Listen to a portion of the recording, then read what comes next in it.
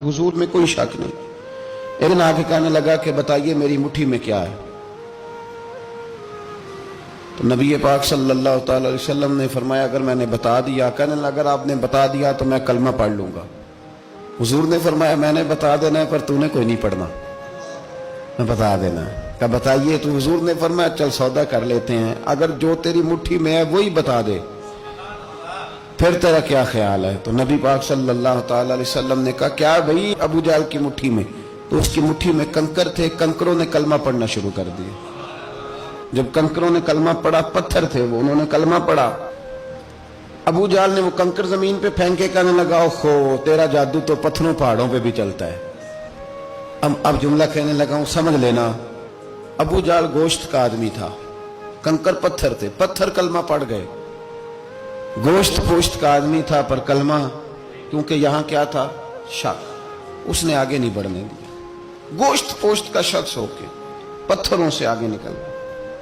नबी पाक सल्लल्लाहु अलैहि वसल्लम की खिदमत में आया। बल्कि वो जो यहूदी वाली रवायत है उसके पस मंजर में भी बाज मुहद्दिसीन ने लिखा है, उसको भी इसी ने भेजा। कहने लगा जाओ नबी पाक से जाके कहो अगर वो दरख्त आपका कलमा पढ़े तो मैं भी पढ़ लूंगा। दरख्त, अब दरख्त होते तो जानदार हैं पर कलमे तो कोई नहीं ना पढ़ते। दरख्त से भी तो इंसानों से कलमा पढ़ने की बात, अगर दरख्त पढ़े तो मैं पढ़ लूंगा। नबी पाक सल्लल्लाहु अलैहि वसल्लम दूर बैठे थे, दरख्त दूर था। और इमाम सुयूती अलैहिर्रहमा ने लिखा है दरख्त भी कीकर का था। नबी पाक सल्लल्लाहु अलैहि वसल्लम ने फरमाया उस यहूदी से कि तू जाके दरख्त को कह कि तुझे नबी पाक बुलाते हैं। फरमाया मैं गया तो फिर तुमने कहना जादू करके बुलाया है। एहतियात भी की, हर चीज आंखों के सामने रखी, तू जाके कह के तुझे बुलाते हैं। वो बंदा गया, जाके कहने लगा, और इमाम सयूती ने इसको लिखा है, कहने लगे उसने नबी पाक का नाम भी नहीं लिया, क्योंकि अबू जहल एंड कंपनी को पता था कि मुस्तफ़ा के नाम में भी बड़ी बरकत। खाली नाम भी नहीं लिया, कहने लगा दरख्त वो जो सामने बैठे हैं ना वो तुझे बुला रहे, नाम नहीं लिया हुजूर का। वो जो सामने बैठे हैं ना, जाअत ले दावत हिल अशजारु साजिदतन। इमाम बुसीरी कहते हैं दरख्त आया और सजदा करता हुआ, जमीन चीरता हुआ आया। किस तरह आया? पहले आगे झुका, फिर पीछे झुका, दाएं झुका, बाएं झुका। यहां भी लिखने वालों ने लिखा है कि वो ना दरख्त अपनी जड़ें उखेड़ रहा था। जब चलना था ना उसने हुजूर की तरफ आना था तो आगे दाएं बाएं हुआ, जड़ें उखेड़ रहा था।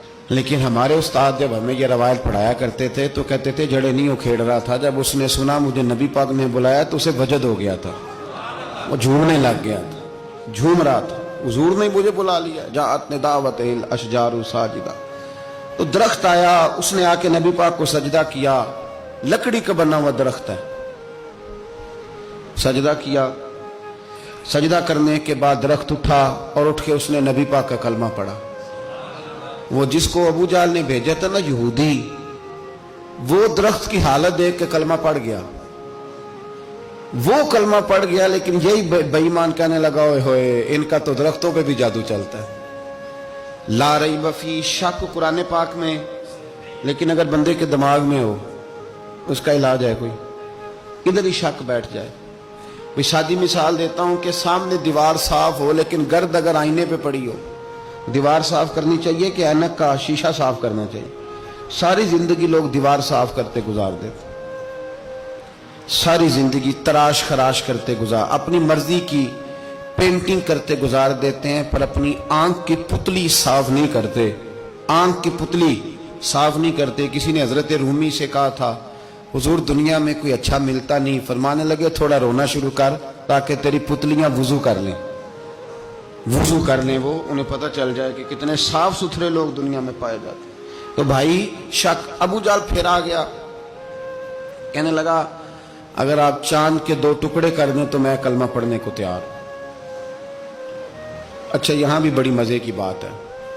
अल्लाह ने पहले कह दिया नबी पाक को कि इन्नल्लज़ीना कफरू सवाउन अलैहिम आ अनज़रतहुम अम लम तुनज़िरहुम ला युमिनून।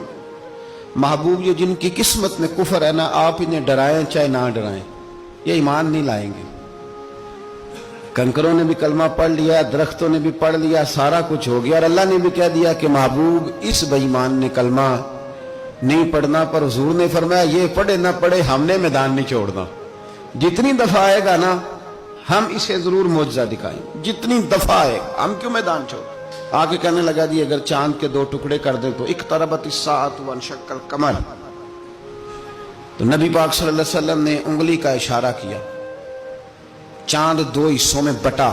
کوہ صفا ایک پہاڑی تھی مکے میں، آدھا ٹکڑا پہاڑی کی اس جانب ہوا، آدھا اس جانب، یعنی وضاحت کی اللہ کریم نے کہ ایسے نہ ہو کہ یہ کہہ جی وہ تو ایسے بالکل شک ہوا تو مل گیا، پتہ نہیں میری آنکھوں پہ جادو ہو گیا، ملا ہے کہ نہیں ملا۔ جب ٹوٹا تو حدیث پاک میں آتا ہے کہ آدھا چاند کوہ صفا کے ادھر گیا اور آدھا تو پہاڑی تھی، چاند نیچے آیا، پہاڑی کے گرد گھوما، آگے جا کے ملا، یعنی وقفہ دیا گیا باقاعدہ دیکھنے کا، سمجھنے۔ پوری دنیا میں جتنے لوگ اس وقت چاند دیکھ رہے تھے، ہندوستان تک روایتوں میں ملتا ہے کہ لوگوں نے گواہی دی کہ ہم نے چاند ٹوٹتے دیکھا ہے۔ زمانہ مان گیا، لوگوں کی چیخیں نکل گئیں، لوگ قدموں میں گر گئے، پر وہ جس کے دماغ میں شک تھا نا وہ نہیں مانا۔ شجر و حجر پہچان گئے پر انسان کی نظروں میں شک ہی رہا۔